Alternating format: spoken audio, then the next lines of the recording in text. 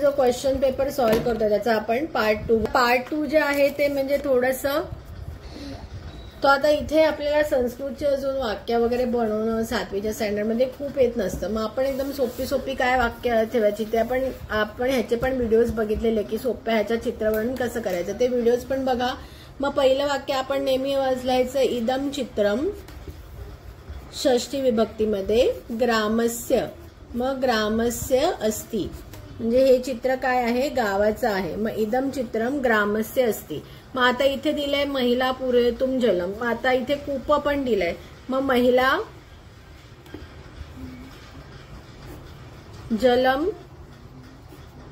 पूरयितुम म्हणजे पाणी भरण्यासाठी कूपे आगच्छति. हा मग आता इथे हे पण दिले हा कुकुर आहे आणि मार्गे. मग आता आपण बघितलं होतं की तो बसलाय. मग काय येणार कुकुरहा मार्गे उपविशती. बसणं म्हणजे बसल्याला म्हणतात उपविशती. म्हणजे काय जे शब्द आहेत ते आपल्याला माहितीच असायला पाहिजे. सो कुकुरहा मार्गे उपविशती. मग आता इथे कोंबड्या हे खातात. मग मल्टिपल कोंबड्या. सो आपण लिहू शकतो कुक्कुटहा खादंती. कुक्कुटहा खादंती म्हणजे आपली 4 वाक्य झाली. अजून इथे काय दिलंय विशालहा भवनानी संती. मग असं लिहू शकतो की ग्रामे कारण गावात आहे किंवा अस्मिन चित्रे विशालहा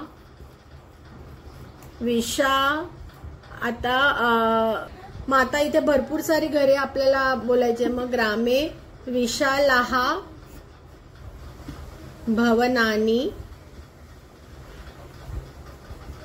संती किंवा नुसतं ग्रामे भवनानी संती लिहिलं तरी पण आपलं एक वाक्य झालं. मग आता इथे आपलं 1 झालं, 2 झालं, 3 झालं, 4 झालं, 5 झालं. आता हे नाही लिहिलं तर नुसतं ग्रामे भवनानी संती. मग आपण असं पण लिहू शकतो ग्रामहा विशालहा अस्ति म्हणजे गाव मोठं आहे. ग्रामहा विशालहा अस्ति. हा मग आता इथे भरपूर सारी झाडे दिसत आहेत. सो ग्रामे म्हणजे गावात किंवा अस्मिन चित्रे वृक्षाणी काम वृक्षाणी संती म्हणजे गावात किंवा बहुवृक्षाणी संती असं पण लिहू शकतो. ग्रामे बहुवृक्षाणी संती. मग आता इदम हे पण लिहू शकतो इदम चित्रम सुंदरहा किंवा सुंदरम अस्ति म्हणजे हे चित्र छान आहे. म्हणजे इदम चित्रम पहिलं आणि लास्टचं वाक्य तर आपण सगळीकडेच चालू शकतो. आता ही जी आहे ती चालते आहे महिला. मग आपण लिहू शकतो की महिला मार्गे चरामी म्हणजे ती रस्त्यावरती चालते आहे किंवा उभी राहिली आहे. चरामी नाही सॉरी चरती. मार्गे चरती किंवा तिष्ठती असं आपण लिहू शकतो. किंवा ग्रामहा स्वच्छहा भवती. ग्रामहा सुंदर स्वच्छ दिसतंय गाव रस्ता. स्वच्छहा भवती म्हणजे गाव स्वच्छ आहे. असे सगळे आपण छोटी वाक्यांनी जेवढी आपल्याला सुचतील ती छोटी वाक्य याच्यामध्ये आपण लिहू शकतो. सो आपण पहिलं काय लिहिलं हे चित्र गावाचं आहे. सो इथे लिहिलंय इदम चित्रे. सो इदम चित्रम ग्रामस्य अस्ति. आता इथे आपल्याला दिलंय महिला पूरयितुम जलम आणि कूप दिलंय. आता कूपस्य तर षष्टीचं वचन आहे. मग आपण विहिरीवर जातो पाणी भरायला म्हणून आपल्याला इथे सप्तमी विभक्ती वापरायला लागेल.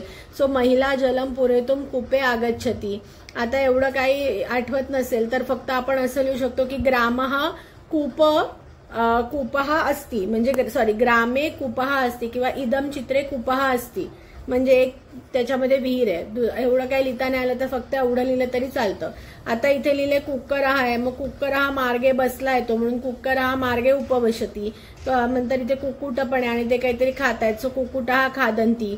तर भरपूर सारी घर आहेत. सो ग्रामे भवनानी संती. ग्रामे वृक्षाणी संती. असं छोटी सोपी वाक्य लिहून सुद्धा आपण हे चित्रवर्णन करू शकतो. आता नेक्स्ट आहे की हा जो अनुच्छेद दिलाय त्याच्यामध्ये मंजुषा भरायचे. मग आता ह्याच्यामध्ये दोन प्रकारे करू शकतो. एक तर तुम्ही तो समजून घेऊन त्याचा अर्थ समजून घेऊन वाक्य टाका किंवा थोडंसं लॉजिक लावा. तर आपण पहिले लॉजिक लावून बघणार आहोत. ओके. सो अयम रामपुरा ग्रामः अस्ति. अहम अस्मिन् ग्रामे निवसामि. अत्र एकः डॅश विद्यालयः अस्ति.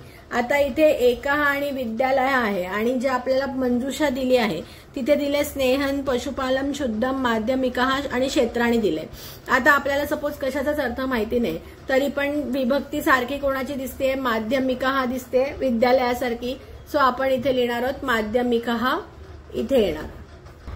नेक्स्ट आहे ग्रामस्य सर्व जनः डॅश कृषी कार्याणी च कुर्वन्ति. आता इथे कृषी कार्याणी आहे म्हणजे मी परत इकडे बघणार सगळे मंजुषा. आता इथे क्षेत्राणी मला कार्याणी सारखं दिसतं आहे. सो मी इथे लिहिणार क्षेत्राणी. This is I am just going by logic. कारण जनरली दोन शब्दांच्या विभक्ती जेव्हा आपण वापरतो तेव्हा ते जनरली सेम असतात. सो दॅट इज वाय हे आपण लॉजिकली असं जाऊ शकतो. ते प्रातःकाली पशुभी सह डॅश गच्छन्ति. मग आता पशुभी सह आहे. आता इथे विभक्तीचं लॉजिक नाही आलं तरी पशुभी सह इथे कशात जाणार, पशुपालनासाठीच असणार. सो हे चालू करायच्या आधी आपण काय करायचं, आधी हे मंजुषा वाचून घ्यायची 2-3दा म्हणजे आपल्या डोक्यात राहील की मंजुषामध्ये काय शब्द आहे. मग आणि घाई नाही करायची लिहिताना. पहिले आपण रीड करायचं, तिथे टाकून बघायचं आपल्याला बरोबर वाटतंय की नाही आणि मगच पुढे जायचं. मग इथे लिहिलंय पशुपालनम गच्छति. ग्रामवासिनः जना स्वभावेन सरलः भवन्ति. ग्रामे जनः परस्परेण डॅश सद्भावेन च निवसति. मग सद्भावेन तृतीय विभक्ती इथे अजून कशाची, स्नेहेन. मग इथे मी लिहिणार स्नेहेन सद्भावेन. ते देशस्य सर्वेषां जनानां कृते खाद्यपदार्थान् उत्पादयन्ति. ग्रामस्य जलवायुं वातावरणश्च डॅश भवति. आता आपल्याकडे एकच ऑप्शन राहिलाय सो तोच ऑप्शन येणार शुद्धम भवति. सो हे आपण जस्ट लॉजिकली आपण ह्याला सॉल्व्ह केलं की विभक्ती मॅच करून हे केलं. आता हा प्रत्येक वेळेला तर तुक्का लागेल असं जरुरी नाहीये पण मोस्ट ऑफ द ऍटलीस्ट जर 5 शब्द आहे तर 3 शब्दामध्ये तरी तो तुक्का लागेलच लागेल. आता ह्याचं तुक्का नाही म्हणू शकत आपण, लॉजिक म्हणू शकतो कारण जे संस्कृतचे शब्द आहेत ते विभक्तीप्रमाणेच चालतात म्हणून.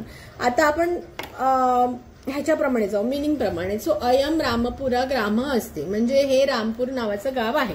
अहम अस्मिन ग्रामे निवसामी. मी याच गावी राहतो. अत्र एक डॅश विद्यालय असते. आता विद्यालय आहे मग कुठलं विद्यालय असू शकतं, विद्यालयाशी रिलेटेड स्नेहेंत नाही येणार, पशुपालनम नाही येणार. पशुपालनम विद्यालय असते असू शकतं पण मग द्वितीय विभक्ती नसती येणार पशुपालनांची.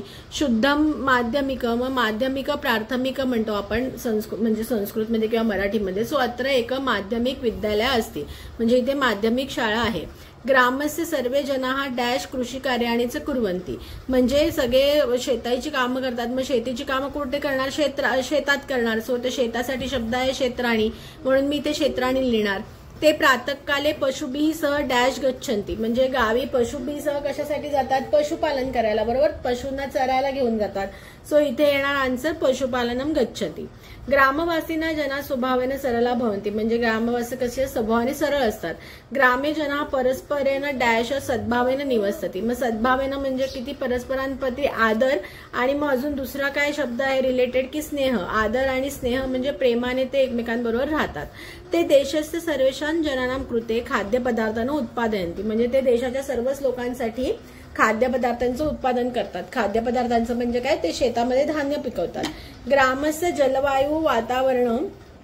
मग आता वातावरण कसं असणार, शुद्ध वातावरण असणार. सो ग्रामस्य गावी सगळं वातावरण कसं असतं, शुद्ध असतं. आणि ग्रामस्य जीवनम श्रेष्ठम भवती म्हणजे गावाचं जीवनम श्रेष्ठ आहे. आता या क्वेश्चन पेपरमध्ये जर तुम्ही बघितलं तर इथे गावाचं चित्र दिलं आणि खाली तुम्हाला जो अनुच्छेद दिला आहे तो पण गावाशीच रिलेटेड आहे. तो मग तुम्ही ह्या चित्रवर्णांमध्ये ही 2-3 वाक्य ह्याच्यातली सहज टाकू शकता. जसं ग्रामस्य जीवनम श्रेष्ठम भवती, बरोबर, असं हे वाक्य आपण इथे टाकू शकतो. किंवा ग्रामवासीनः जनाः स्वभावेन सरला भवन्ति हे पण वाक्य इथे टाकू शकतो. बरोबर, म्हणजे हे त्या ह्याच्याशी लिंकच येणार आणि ते वाक्य सुद्धा आपलं भरलं जाणार. आता नेक्स्ट आपण बघतो आहे मंजुषाया सहायता अधोदत्तम संवाद पूरयत. आता संवाद लेखनाने आता पुढे दिले की अधोदत्तम संवाद पूरयत. मग आता इथे पण आपण बघू की लॉजिक लागतंय का, लॉजिक नाही लागलं तर मग संवादामध्ये थोडंसं कसं असतं, क्वेश्चन्स असतात ते म्हणजे समजायला थोडे सोपे असतात. तर ते मित्रम त्वम पठसी, आता काय वाचतोस आहे. मग आता काय साठी इथे क्वेश्चन मार्क आहे. मग क्वेश्चन मार्कचा इथे काय शब्द आलाय, किमच आलाय. सो इथे जनरली किमच येणार. अगेन आपण लॉजिकच वापरले. किंवा तू काय वाचतो आहेस. अहम तू संस्कृतस्य व्याकरण पुस्तकम पठामी, म्हणजे मी तर संस्कृतचं व्याकरणाचं पुस्तक वाचतो आहे. आता त्वम संस्कृत व्याकरण पठसी, आता परत इथे क्वेश्चन मार्क आहे. मग आता इथे परत दुसरं क्वेश्चन मार्कचं काय आहे, किमर्थम. मग आता इथे त्वमचं किमर्थम म्हणजे कशासाठी, किमर्थम म्हणजे कशासाठी. मग कशासाठी वाचतोस तर नाही येणार. सो इथे तू कशासाठी वाचतो येऊ शकतो. सो मी इथे लिहिणार त्वम संस्कृत व्याकरणम किमर्थम पठसी. आता व्याकरणस्य पुस्तकं पठित्वा अहम न केवलं संस्कृत भाषायाः ज्ञाने समर्थः भविष्यामि अपितु विश्वस्य विविध भाषाणानां डॅश अपि समर्थ भविष्यमी.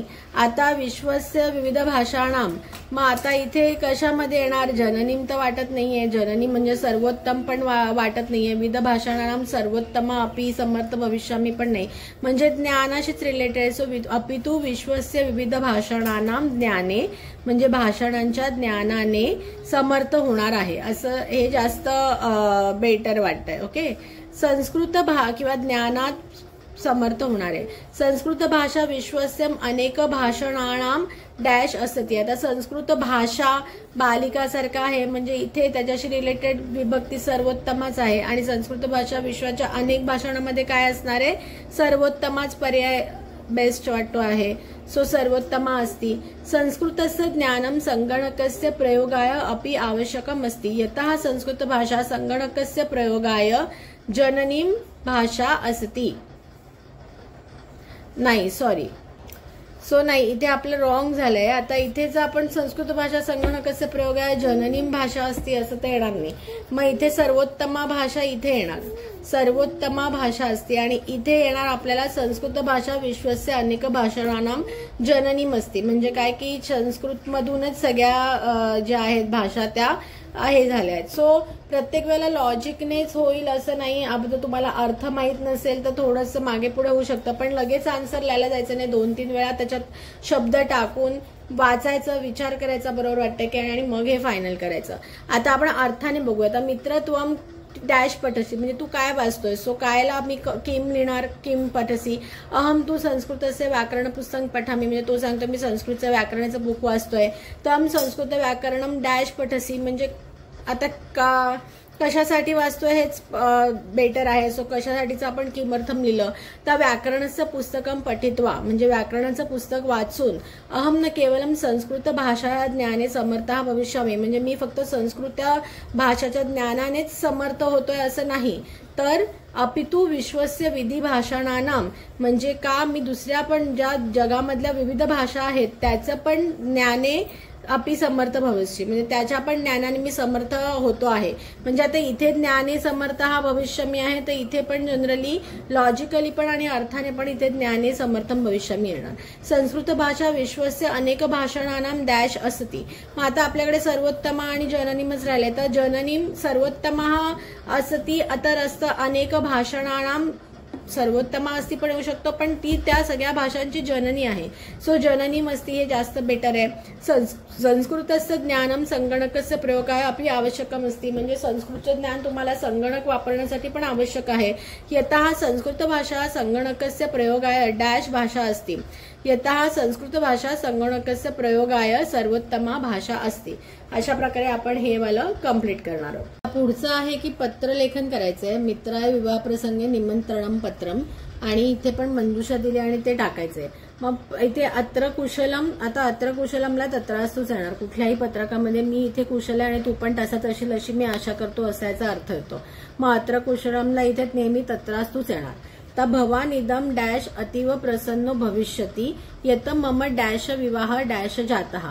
आता इथे भवान इदम, आता कळून मला खूप आनंद झाला, मला हे कळून खूप आनंद झाला की कोणाचा तरी विवाह आणि ठरलाय. तर मग कोणाचा विवाह, कोणाचा तरी विवाह ठरलाय. सो भातृ म्हणजे भावाचा किंवा म्हणजे मित्राचा विवाह ठरलाय आणि कळून आनंद झाला. म्हणजे एखादी गोष्ट कळल्यावर आनंद तर चतुर्थी विभक्ती असते. सो किंवा कळूनचा अर्थ विज्ञानाचा अर्थ कळून. सो इथे येणार की अत्र कुशलम तत्रास्तु भवानिदम विज्ञाय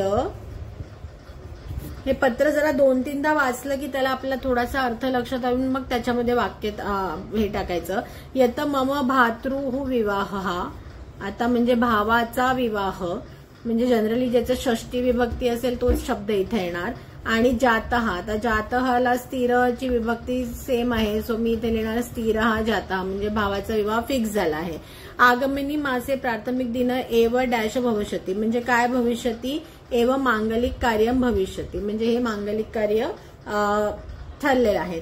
इथे येणार मांगलिक कार्य. अस्मिन् अवसरे भवान द्विदिनपूर्वम एव आगच्छतु पितृभ्याम प्रणामः निवेदनीय भवा, म्हणजे हे पण परत परत वाचून आपल्याला जस्ट प्रश्नमंजुषेतून सिलेक्ट करायचं आहे. तर त्याच्याप्रमाणे कसे तिकडे शब्द येतील. आता इथे तिथीमध्ये पण विचारू शकतील की तिथी नाही टाकणार ते आणि प्रश्नमंजुषेत तिथी देतील, मग तिथी कृष्णा येणार. प्रिय मित्रमध्ये प्रथमा विभक्ती असणार जनरली, की प्रतीक्षा किंवा प्रार्थः किंवा मित्रहा, जे ते म्हणजे जे नाव असेल ते इथे येणार, म्हणजे हे पण शब्द नाही देऊ शकणार. कधी कधी काय देतील की कानपूरतः नाही देणार आणि तो इथे देणार. मग त्याच्याप्रमाणे आपण नीट बघून ते शब्द आपल्याला त्या ठिकाणी भरायचे आहे. तो सोपा आहे, फक्त जरा 2-3 वेळा वाचून शब्दांचा संदर्भ आपण लावला की आपल्याला हे येणार नीट. सो तुम्हाला आमचे व्हिडिओज आवडत असतील तर नक्की लाईक, सबस्क्राईब, शेअर करा. हा पार्ट 2 झालाय, पुढचा पार्ट आपण नेक्स्ट व्हिडिओमध्ये बघूया.